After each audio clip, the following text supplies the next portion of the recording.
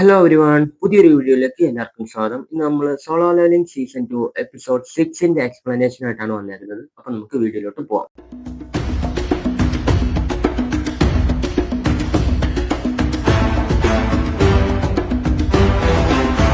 എപ്പിസോഡിന്റെ തുടക്കം തന്നെ സോങ്ജിങ്ങും ഹണ്ടിങ് ടീമും ഡഞ്ചൻ ബോസിനെ ഫേസ് ചെയ്യുന്നുണ്ട്.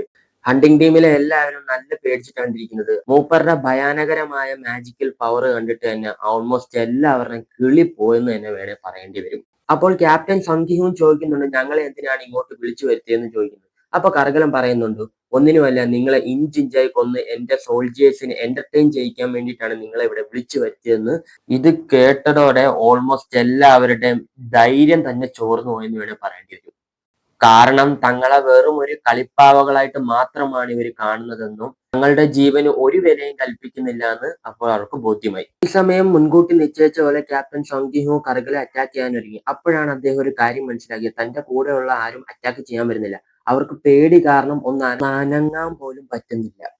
എന്നാൽ അതൊന്നും കാര്യമാക്കാതെ ക്യാപ്റ്റൻ കർഗലെ അറ്റാക്ക് ചെയ്യാൻ ആഞ്ഞൊരുങ്ങി. കർഗല ഞാൻ അറ്റാക്ക് നിഷ്പ്രയാസം തടുക്കുകയും ക്യാപ്റ്റനെ ഗ്രാവിറ്റിയിലെടുത്ത് പൊക്കിയെടുത്ത് അങ്ങോട്ടും ഇങ്ങോട്ടും അടിക്കാൻ തുടങ്ങുകയും ചെയ്തു. ഈ അറ്റാക്കിൽ തളർന്നുപോയ ക്യാപ്റ്റനെ സഞ്ജിങ് ഓടി വന്ന് രക്ഷിക്കുന്നുണ്ട്. സഞ്ജിങ് അവരെല്ലാവരോടായിട്ട് പറയും, നിങ്ങൾ എല്ലാവരും കുറച്ചു നേരത്തേക്ക് മാറിയിരിക്കണം, ഇവരുടെ കാര്യം ഞാൻ ഏറ്റോളാം എന്നിട്ട് ഷാഡോ ആർമിയെ കമാൻഡ് ചെയ്യും. സഞ്ജുവിന്റെ കാര്യത്തിൽ ഒരു സംശയം ഉണ്ടായിരുന്നു. കാരണം എല്ലാവരും തന്നെ നോക്കി പേടിച്ച് നിൽക്കുമ്പോൾ സഞ്ജുവിന് അതൊന്നും കാര്യമാക്കാതെ വെറുതെ നിൽക്കുകയാണ് ഉണ്ടായത്. പിന്നീട് സഞ്ജുവും കർഗലും തമ്മിലുള്ള ആർമിയും സഞ്ജുവിന്റെ ഷാഡോ ആർമിയും തമ്മിലുള്ള പോരാട്ടമായി. പിന്നീട് ഒരു വശത്തെ കാര്യത്തിലും കോമ്പാക്റ്റിന്റെ കാര്യത്തിലും ഷാഡോ ആർമിയേക്കാൾ ഒരുപാട് മുന്നിലായിരുന്നു കർഗലന്റെ ആർമി. ഇത് മുന്നിൽ കണ്ട സഞ്ജുവിങ് ഒറ്റയ്ക്ക് നേരിട്ടിറങ്ങി തന്നെ കർഗലന്റെ ആർമിയെ ഒന്നൊന്നായി തീർത്തുകൊണ്ടേയിരുന്നു. ഈ സമയങ്ങളിലൊന്നും കർഗലനും കർഗലന്റെ 4 ജനറൽസും ഫൈറ്റിൽ പങ്കെടുക്കാതെ അവിടെ നിൽക്കുകയാണ്. തന്റെ ആർമികൾ ഓരോ ഭടന്മാരും ഒന്നൊന്നായി തീരുന്നത് കണ്ട കർഗലൻ മുന്നോട്ട് തന്നെ നേരിട്ടിറങ്ങി ജനറലോട് ഏറ്റുമുട്ടാൻ ആവശ്യപ്പെട്ടു. അങ്ങനെ കർഗലന്റെ ജനറൽസും ഇഗ്രിക്സും അയോണും തമ്മിലുള്ള ഫൈറ്റായി. പിന്നീട് അയോണ് അവരെ തന്ത്രപൂർവ്വം നേരിട്ട് അവരെ വധിക്കുകയുണ്ടായി. പിന്നീട് അവരെ എല്ലാം ഷാഡോ ആർമിയിലോട്ട് സഞ്ജുവിങ് റിക്രൂട്ട് ചെയ്തു. തന്റെ ആർമിയിലുള്ളവരെ എല്ലാം കൊന്നു അവരെ എല്ലാം ഷാഡോ ആർമിയിലോട്ട് റിക്രൂട്ട് ചെയ്യപ്പെടുന്നത് കണ്ട കർഗലൻ ഇത് കണ്ട് പേടിയും ഭയവും വന്ന് സഞ്ജുവിങ്ങുമായിട്ട് നേരിട്ട് ഏറ്റുമുട്ടാൻ തയ്യാറായി. ഇവിടെ നിന്നാണ് ഇവര് തമ്മിലുള്ള നേരിട്ടുള്ള ഫൈറ്റ് ആരംഭിക്കുന്നത്.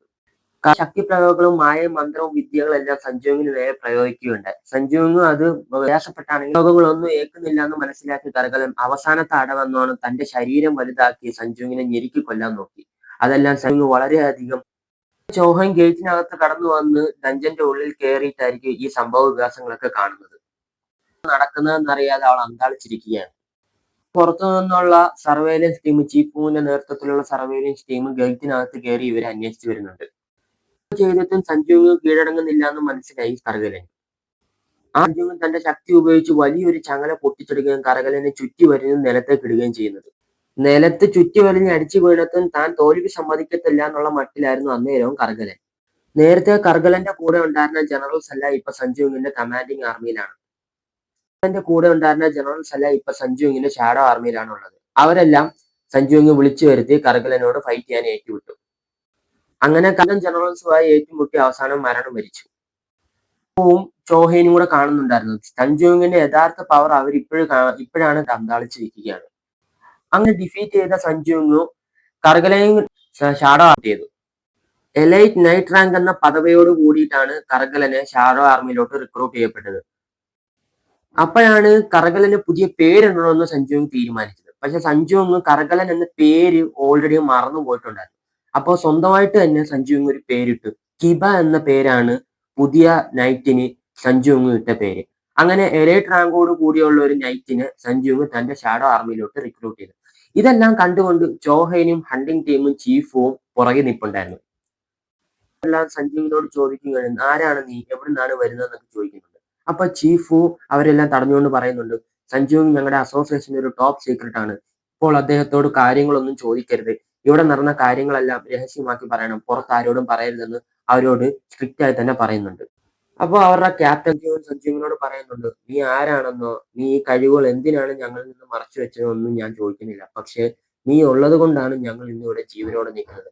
അതിനാൽ ഞങ്ങൾ നിന്നോട് നന്ദി അറിയിക്കുകയാണെന്ന് പറഞ്ഞിട്ട് അവരെല്ലാം സഞ്ജുവിനോട് നന്ദി പറഞ്ഞു. സഞ്ജുവിന് ലഞ്ചിൽ നിന്ന് പുറത്തിറങ്ങുന്നുണ്ട്. ഇത് കണ്ടുകൊണ്ട് ചോഹൻ ഇതൊക്കെ സംസാരിക്കണോ മിണ്ടണോ എന്ത് ചെയ്യണോ എന്നറിയാതെ വായും പൊളിച്ചവിടെ നിൽക്കുന്നുണ്ട്. പിന്നീട് ജോയിനും സെക്രട്ടറി ആയിട്ട് നടക്കുന്നുള്ള സംസാരമാണ്. അപ്പൊ സെക്രട്ടറി ജോയിനോട് ഡഞ്ചനിൽ നടന്ന കാര്യങ്ങളൊക്കെ പറയുന്നുണ്ട്. അപ്പൊ ജോയിൻ തിരിച്ച് സെക്രട്ടറിയോട് ചോദിക്കുന്നുണ്ട്, സഞ്ജുവിങ്ങോ ആണോ ഞാനാണോ ഏറ്റവും കൂടുതൽ പവർഫുൾ, നിന്റെ അഭിപ്രായത്തിൽ ആരാണെന്ന് ചോദിക്കുന്നുണ്ട്. അപ്പൊ സെക്രട്ടറി പറയുന്നുണ്ട്, നിങ്ങൾക്ക് ഒരു എ റാങ്ക് ഡഞ്ചൻ മുഴുവൻ ഒറ്റയ്ക്ക് കീഴടക്കാൻ പറ്റുമോ എന്ന് ചോദിക്കുന്നുണ്ട്. അപ്പൊ ജോയിൻ പറയുന്നുണ്ട്, പറ്റത്തില്ല. ആ സഞ്ജുവിങ്ങും തമ്മിൽ ഒരുപാട് ഡിഫറൻസ് ഉണ്ടെന്ന് ജോയിൻ അപ്പൊ തന്നെ മനസ്സിലായി.